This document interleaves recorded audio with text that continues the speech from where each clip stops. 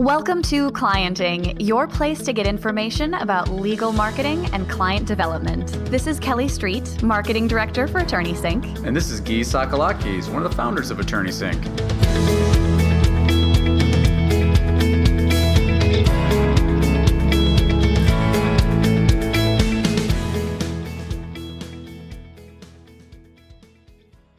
Welcome to episode number 7 of Clienting. Today, Guy and I are joined by Sam Glover to talk about Lawyerist's new small firm scorecard. Welcome to the podcast, Sam. We are super excited to have you. Thanks, Guy and Kelly. I'm excited to be here. Let's dive right in. Small firm scorecard. As the spouse to one of the co-owners of Lawyerist, I've been hearing about it for about a year, and I have to admit, I only just understood how it was going to come into play when it came out last Wednesday, I believe. Yeah, it's been super exciting and it's been a long time in the works and it's awesome to see it out there. So what's your 1 to 2 minute pitch speech on what the small firm scorecard is? Yeah, let me try to break it down. So the problem that we have been facing for years is trying to help lawyers share our understanding of where we see law practice going. And when I say we, I mean, there are some clear trends shaping the trajectory of law practice going forward.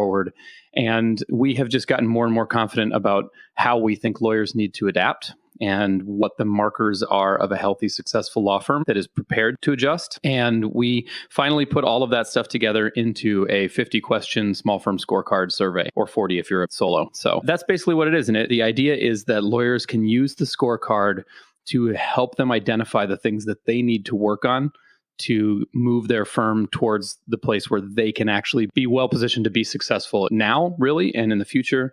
And it kind of depends on when those trends catch up with them. So it's very cool, and everybody should head over to lawyers.com and take the scorecard. And it's very comprehensive. I took it myself, and it covers a really wide variety of dimensions that lawyers might be thinking about.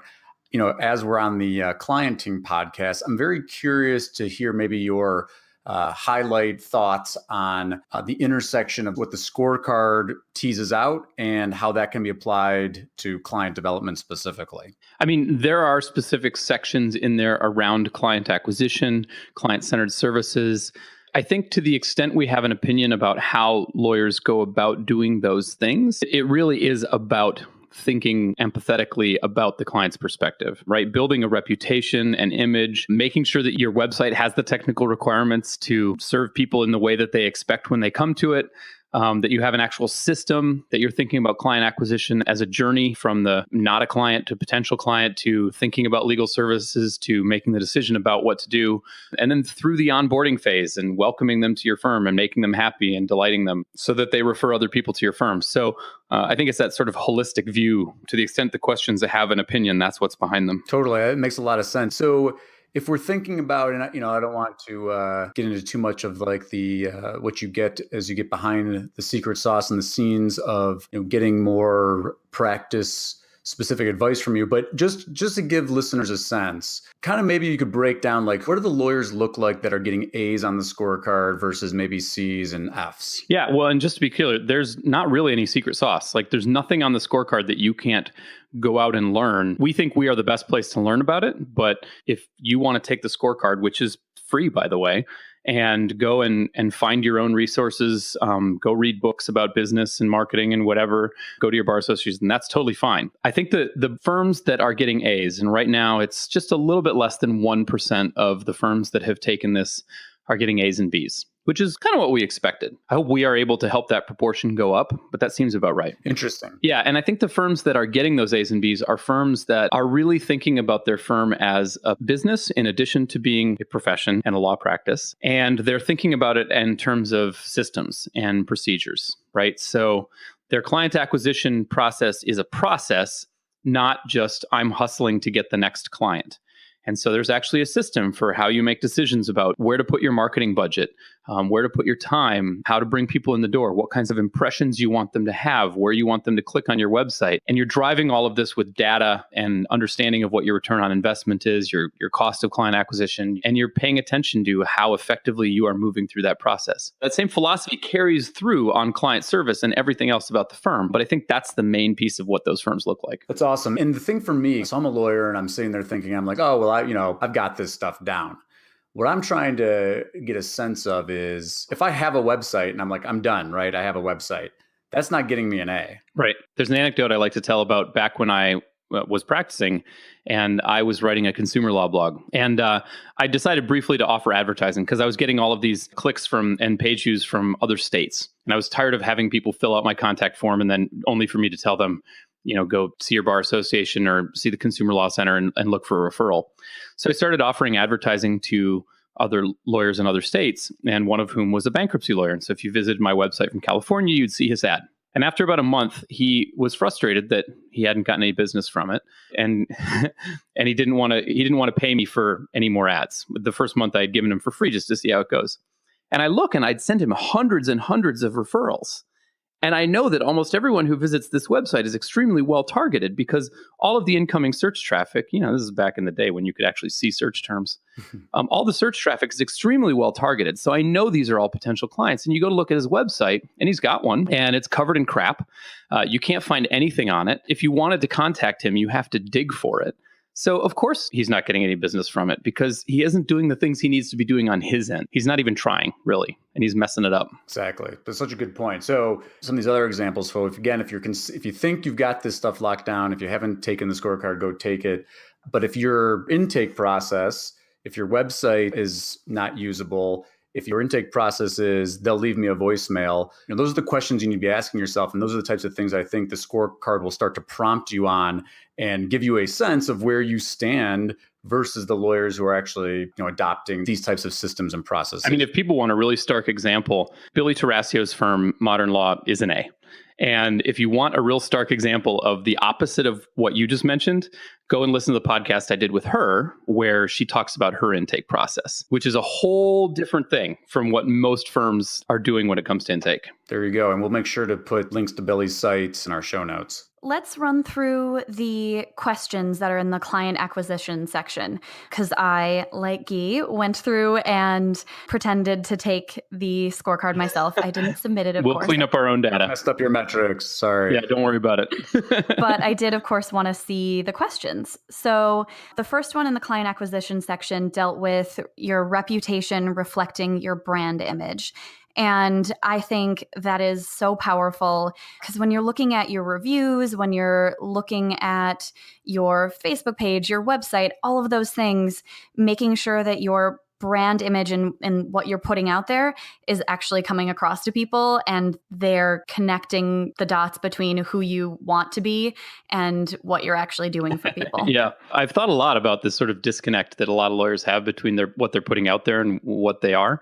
If your image is that you're a bulldog lawyer and I walk into your office and you're thin and nervous and non-threatening in every way, like I don't buy it. Yeah. Or if you're advertising yourself as a compassionate family lawyer, you're destroying your entire brand image in one swoop there. Absolutely. Those are really good day-to-day examples. I like that. The next question on the section is, of course, Guy and I are going to love this, having a written marketing plan and then using objective data. So we know written marketing plan. What would you qualify as objective data? I guess it depends on your practice. I think first you have to set up tracking, right? You have to be able to understand who is clicking on your ads or your links or visiting your pages and becoming your client. And that can be as simple as asking people, although you may not get the most accurate data. But at its sophisticated end, you could actually have specialized phone numbers and things to track people all the way through signing the retainer. You need to understand that stuff. And your written marketing plan can be whatever kind of plan you want. It can revolve around giving talks to other lawyers. It can revolve around networking lunches, whatever. But you should be keeping track of where people come from so that you can put your dollars in the most effective place. That's awesome. And back to the, in the context of the scorecard, and I know it's still early and you're still collecting a lot of data, but anecdotally, my guess is that the lawyers who are relying on an intake form to say, how did you find us, are probably in the, C, B, C range. The lawyers that are getting A's are the ones that are able to tie, return on ad spend to marketing campaigns and that kind of thing. I think so. I mean, back when I was practicing, I just asked everybody. Every week or every month, I would open up a new sheet where I would, just make a tick mark when I talk to people. Do you remember how you found me? Oh, I read a blog post. Okay, and I'd have a box for that.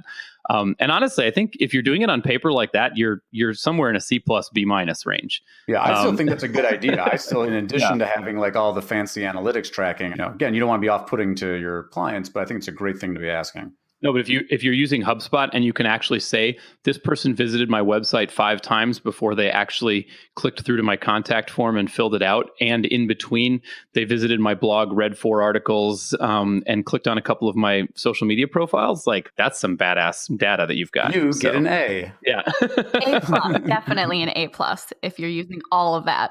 And you mentioned also the next question that was on there, which is tracking your marketing efforts. And you talked about HubSpot. And I know, Guy, we've talked about this a little bit too, but Sam, are there free or less expensive tracking software or tracking things that, besides writing on a piece of paper, that you're familiar with? Yeah, I mean, I think you can just use Google Analytics for starters. It'll give you a lot of information. It probably won't give you specific information about people, but you can do a lot just with that. There's a free version of HubSpot. MailChimp is actually getting incredible with what you can do with it. So I think there's a lot of options, and it's just all about seeing what you can get. And it's really being strategic about what information you want and then figuring out how to get it. Yeah, we talked about MailChimp on our last episode with David Bitton because he uses it a lot. And he told me about it doing things that I wasn't familiar with. And I've used MailChimp for years, pretty casually, but I was pretty impressed with the things he was talking about. They're making a big play for HubSpot, I think, right now. Ooh. And then the next question on the sheet is modern website, responsive, brand messaging, clear call to action.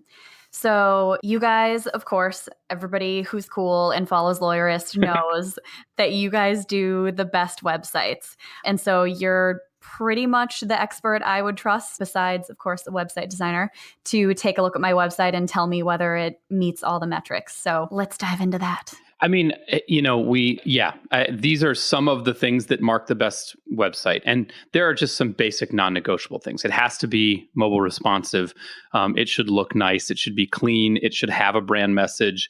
It should have clear calls to action that tie into your marketing plan. But there's a big but on this. If you're getting an A on our scorecard, you don't need me to tell you any of this because you're using data to decide what goes on your website. These are best practices, but if you are A/B testing different button colors or different calls to action and different kinds of mobile responsive, I mean, I can think of strategic reasons why you wouldn't want to be mobile responsive. And so if you're A/B testing all that stuff, tracking the results and making sure that you're feeding your marketing funnel the right way, then all this stuff can go out the window and you still can answer a 10 on this question. I want to pull on the thread of the call to action a little bit here because I've seen call to action. I think it's essential for a website. I've seen it done well and have nice ones, but I've also seen lawyer websites where it's basically 55 calls to action and that's their entire website. You get one on a page. Yeah, I mean, I know you guys have talked about this, but this is kind of founded in the "Don't Make Me Think" philosophy, and which is a good design book too. But it's make it obvious what people are supposed to do, and make sure that what you think people are supposed to do is well aligned with what they are likely to want to do while they're on that page. The lazy call to action that every lawyer should have is call me or fill out my contact form. But a lot of lawyers can come up with better calls to action than that because people, when they visit your website for the first time, they may not actually be in lawyer shopping mode. They may be in information getting mode, and maybe you can give them what they came for and ask for something in return, like an email address, so that you can follow up with them later on. Exactly. And that's what I love about, and what you said earlier, Sam, there are a lot of different ways to implement things. The key here, though, is that the A's on the scorecard understand what a call to action is, understand how to measure the performance of their call to action. The F's on the scorecard are, it's very difficult to find what to do on the website, how to contact the firm. And so again, just kind of giving folks a sense of where they might fall themselves. If you have a website and it's difficult to understand what you want people to do on the website or how to contact you, those are the types of things you want to work on. But like there is no perfect call to action, right? The actual call to action itself can vary, and it should be you should be learning and measuring and improving the performance of that to reach whatever objectives you have. Yeah. Another question dealt with a variety of online and offline marketing. I would really love to hear from you, Sam, what you think the better online and offline marketing activities are, and if you think there's a preferred balance for a small or solo firm, because their marketing budget probably isn't huge. So how do you have that balance when you don't have a ton of money to spend, especially as a solo? I want to fight my own question here a little bit, because there's a reason why we said online and offline marketing, but I think you both know that one of my soapboxes is that there's no such thing. There's just marketing. You might think that you're having an offline conversation with somebody, but the moment they make a referral or want to go get your details, it goes online. So there's really no such thing. And they're so intertwined these days that there's no real way to separate them. Best bang for your buck, though, I think it really does depend on a practice. And what it really depends on is understanding this is another question somewhere else on here, but it's really understanding who your client is and what they're trying to accomplish and where they are in that journey, from understanding that they have a problem to trying to figure out about their problem, trying to get information about possible solutions, to identifying a lawyer as a possible solution, to shopping for an actual lawyer, like marking where it is along that line that you are actually trying to get your client and where they are when they get to your website or when they meet you for coffee or whatever, or when they come to a seminar you're putting on. That's how you target that stuff. And I don't know if there's a great answer for every lawyer, but I think the best answer is try everything. I mean, spending $100 on Facebook ads after you learn how to do Facebook ads well is cheap, and see if it works for you. Test it, identify the results, collect data, gain insights, try something else, spend another $100 and see if you can do better. And if it doesn't work, it doesn't work, but make sure you give it a good, honest try after you've figured out how to do it well. And do the same thing with seminars and the way you collect email addresses at seminars, or, giveaways, white papers, whatever you have. I like that. That's kind of a non-answer. No, I think that answers No, it. but I think that's right, though. Marketing in any context starts with some kind of hypothesis. It's speculative. You have to try something. And there are very few, it works most of the time, answers, right? Because there are all sorts of different factors that go into the performance of marketing. It can be, they have to do with the audience, they have to do with the type of practice that you want, they have to do with your own personality, your marketing goals, your business goals. But I think that, again, we talked about the calls to action, the same kind of thing applies, right? So channel success, whether it's offline, radio, TV, online, Facebook, AdWords, et cetera, are going to depend upon those factors, and that you're actually measuring them and using data to inform how you're optimizing them, which, again, I think goes back to the conversation we had to calls to action. That all being said, and with the huge caveat that not everything works for everybody, anecdotally, A's on the scorecard, what are the types of things they're doing beyond just the measuring? Are there any specifics that you've seen that there tends to be a pattern that lawyers that are getting A's are doing X, or is it really all over the place? I think it's a little bit all over the place, to be honest. There are plenty of lawyers out there who get all of their business from AdWords.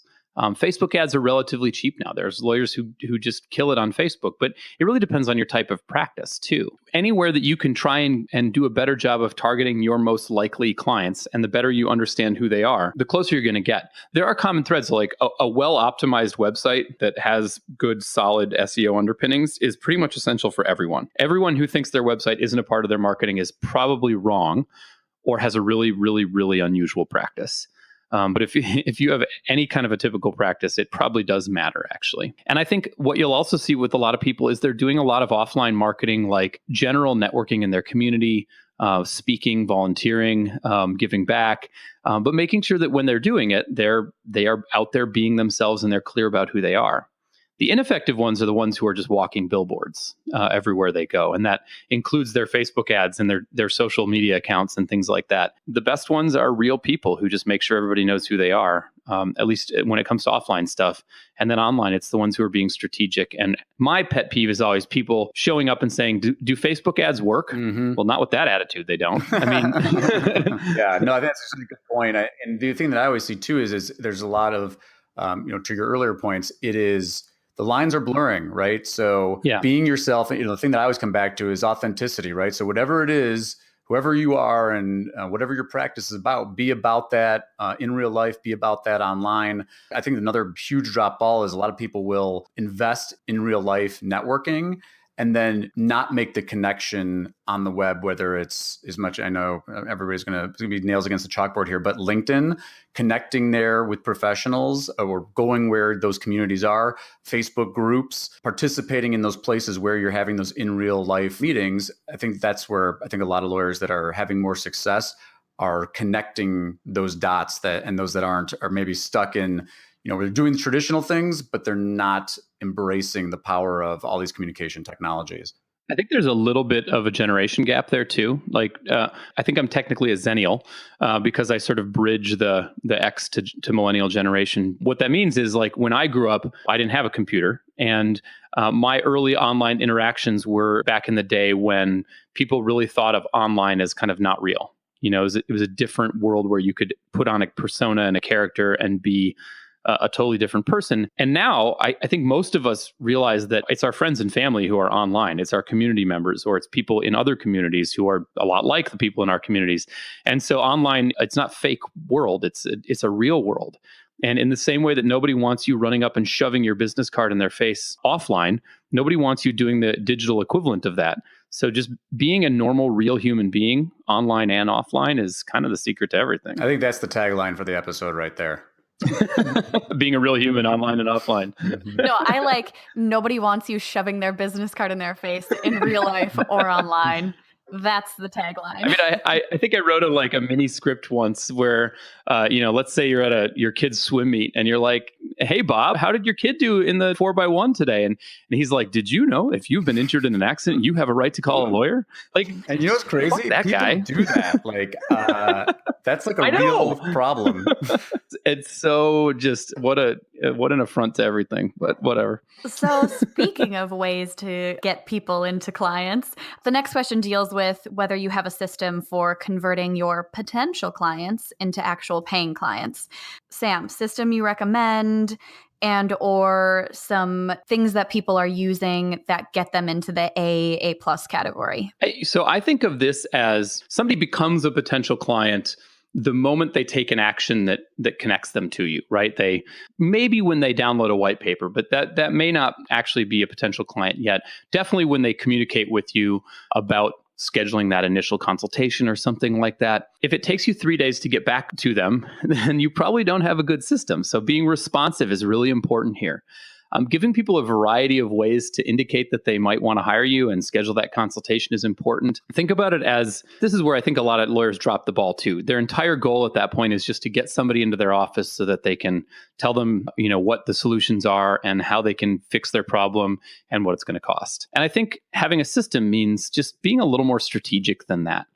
What kind of experience do you want people to have between the time they first indicate that they might want to hire you? And honestly, not just the time they sign the retainer, but the time you close their file. But that intake procedure and that conversion from potential client to actual client is really, really important. You want to take good care of people there. Maybe you want to send them a thank you gift or a note or something. Maybe you want to prepare them for their meeting with you.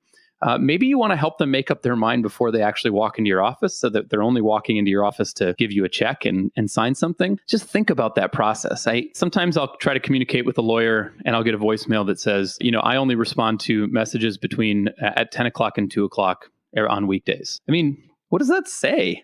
Or if you walk into somebody's office and they make you sit there for a half an hour before they bring you in to talk to them, you're saying a lot of things to people at that point, and you're making it harder for them to hire you. So I think it's really being strategic about what are you doing to make sure that potential clients really, especially if they're qualified, if they're the right kind of client for you, that they're just going to hire you. Your conversion from qualified potential clients into paying clients should be really a high percentage if you're doing this well. I really want to hear more. You said preparing clients to come in and meet with you. I want to know more about that. How can lawyers do that successfully? I think it does vary by practice area, but I felt really strongly when I was practicing that I didn't want anybody to even contact me as a potential client before I had already tried to help them. I wanted to have done something valuable for them before they even said, "Hey, I might want you to be my lawyer." So I did that by giving away some free legal documents. And in my case, it was debt collection defense paperwork. Before I even knew who my potential clients were, today I would probably know, but then I didn't. Before I even knew who they were, I had already helped them answer a lawsuit and serve discovery requests on opposing counsel. So by the time they actually walked into my door, they'd already made up their minds they wanted to hire me. Smart. That's a really simple version. Billy Tarasio does a really amazing version where she has an intake process that is really built around trying to build connection with the people who call. And she basically, her conversion from potential to actual client is through the roof, because by the time they get off the phone 45 minutes to an hour and a half later with her intake specialists, there's no way they're going to hire another lawyer. They've already made up their mind. This is their best friend. Not only is it a lawyer they might hire, this is somebody who really gets them, who is compassionate, who understands, and they want to hire her. Or if you're a personal injury lawyer or a bankruptcy lawyer, there's a lot of information you're going to need. And when somebody walks into your office, I think we often forget just how lost that person is in a system they don't understand. And you can prepare them to feel more oriented and to feel better about you and about the system by helping them get a better picture of what they're facing before they walk into your office. And I think there are a lot of different ways to do it, but whether you're doing it over email, text message, phone calls, whatever, sending people information, talking with them, doing whatever to make them feel like by the time they walk into your office, they've already made up their minds. I really love that. Well, I think that covers the client acquisition section in the Law Firm Scorecard. Thank you so much, Sam, for your time. Is there anything else you want people to take away from the Small Firm Scorecard and make them go ahead and take the 5-10 minutes to fill it out? No, go to lawyerist.com. It's on the front page, or you can go to lawyerist.com/scorecard. It's free. We ask for your email address so that we can send you your raw results and follow up with you. We're really trying to get a picture of where the legal industry is, or at least the small firm and solo side of the legal industry. So you'd be doing us a big favor by taking it. And if we can help out with the information on our site or with some of the follow-up stuff that you'll hear from us with, then that would be awesome. Awesome. Thanks, Sam. Yes, thank you so much, Sam. Thanks so much. Great talking to you.